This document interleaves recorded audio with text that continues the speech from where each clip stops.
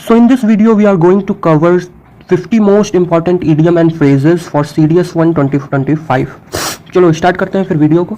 First idiom हो जाएगा अ bolt from the blue. A bolt from the blue मतलब होता है a sudden and unexpected event. कोई ऐसी घटना जो कि अनएक्सपेक्टेड है या फिर बहुत ही अनएक्सपेक्टेड तरीके से हो गई, जैसे कि हर decision to quit was a bolt from the blue. मतलब किसी चीज़ को क्विट करने का डिसीजन क्या था? बोल्ट फ्रॉम द ब्लू था, मतलब एकदम अनएक्सपेक्टेड था। ठीक है।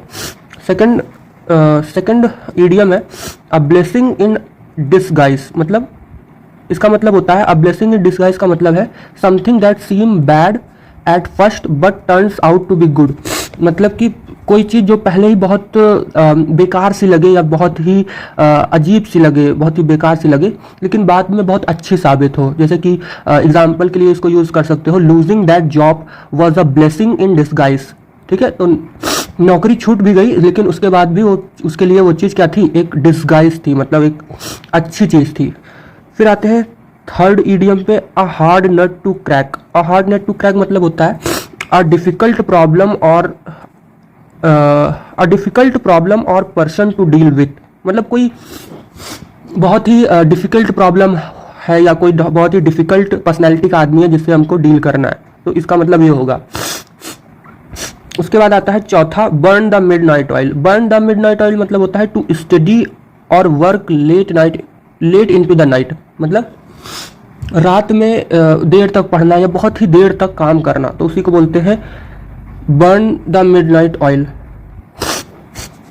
फिर पांचवा आता है कॉल अ स्पेड। मतलब स्पेड को स्पेड करना। स्पेड मतलब होता है फावड़ा, तो स्पेड को स्पेड कहने का मतलब कि फ्रैंकली बात करना, स्ट्रेट फॉरवर्ड बात करना, तो उसीलिए यूज होता है call a spade. Okay.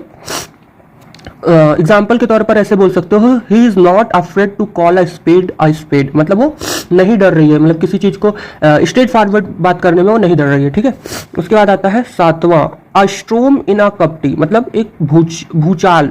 Storm मतलब क्या होता है? तूफान टाइप का। तो कप टी के अंदर मतलब एक छोटी सी चीज के अंदर भूचाल आ जाना, इसका मतलब होता है अ बिग फस ओवर समथिंग माइनर। मतलब कोई छोटी सी बात पे बहुत बड़ा बवाल मच जाना। ठीक है। तो उसको बोलते हैं a storm in a cup tea. फिर आते हैं एर्थ क्या है? Cry over spilled milk, to be upset about something that can not be undone. इसका अगर एग्जाम्पल से देखें तो हो जाएगा don't cry over spilled milk move on. मतलब उस पर रोने से अब कोई फायदा नहीं है, आगे बढ़ो। ठीक है। उसके बाद आते हैं नाइन्थ वाला give someone the cold shoulder. किसी को कोल्ड शोल्डर देना मतलब किसी चीज को इग्नोर करना जानबूझ के, किसी पर्सन को या किसी चीज को जानबूझकर इग्नोर करना। ठीक है। उसको बोलते हैं give someone the cold shoulder. फिर 10वें पे आते हैं let the cat out of the bag. Let the cat out of the bag मतलब होता है to reveal a secret accidentally. मतलब ना चाहते हुए भी कोई सीक्रेट निकल गया। ठीक है। तो उसी को बोलते हैं let the cat out of the bag. उसके बाद आता है 11th on cloud nine. On cloud nine मतलब होता है एक्सट्रीमली हैप्पी, तो इसको यूज कर सकते हैं he was on cloud nine after getting the job, तो इसको इस तरह से यूज कर सकते हैं। फिर आता है 12th वाला spill the beans. Spill the beans मतलब होता है टू डिस्क्लोज अ सीक्रेट।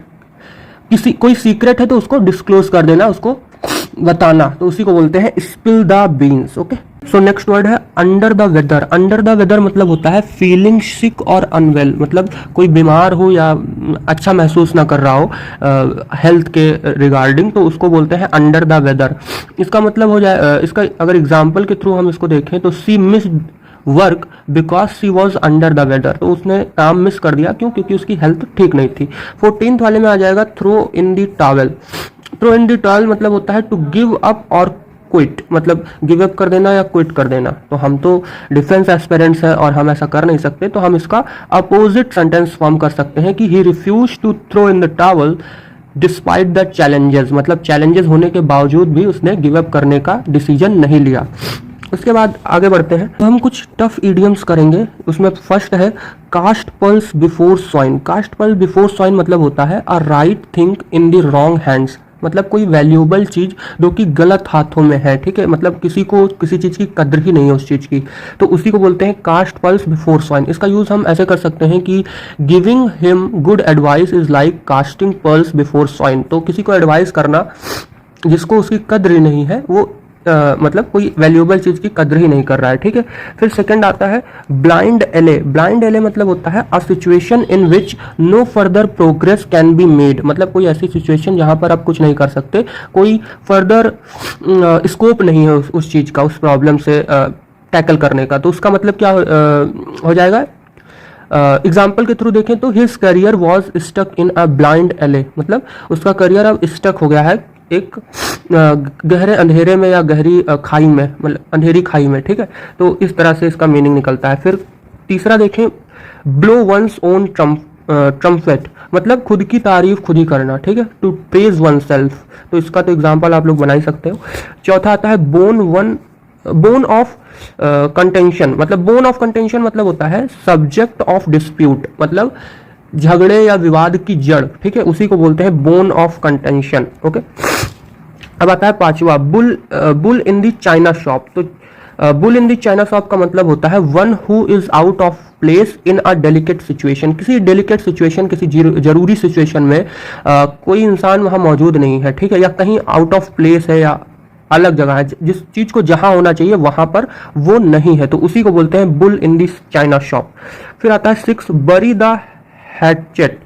तो इसका मतलब होता है to end the hostility. Hostility मतलब होता है झगड़ा, तो झगड़ा खत्म करना, ठीक है, तो झगड़े को दफन कर देना, बरी द हैचेट इसका मतलब होता है, ठीक है। एग्जाम्पल में कैसे इसको याद रख सकते हो कि they decided to bury the hatchet and become friends again, तो इस तरह से इसको समझ सकते हो।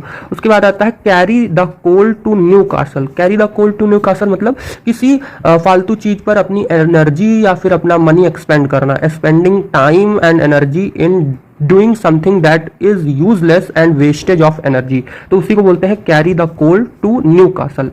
अब उसके बाद आता है 8th ईडियम हमारा chew the cud. Chew the cud मतलब होता है टू पॉन्डर ओवर या फिर मेडिएट, मतलब किसी चीज में डीपली इन्वॉल्व होना या किसी चीज के बारे में डीपली थिंक करना, सोचना, उसी को बोलते हैं च्यू द कट। फिर 9th आता है cock and bull story. Cock and bull story मतलब होता है कोई मनगढ़ंत कहानी, ठीक है, तो कॉक एंड बुल स्टोरी बोल देते हैं उसको।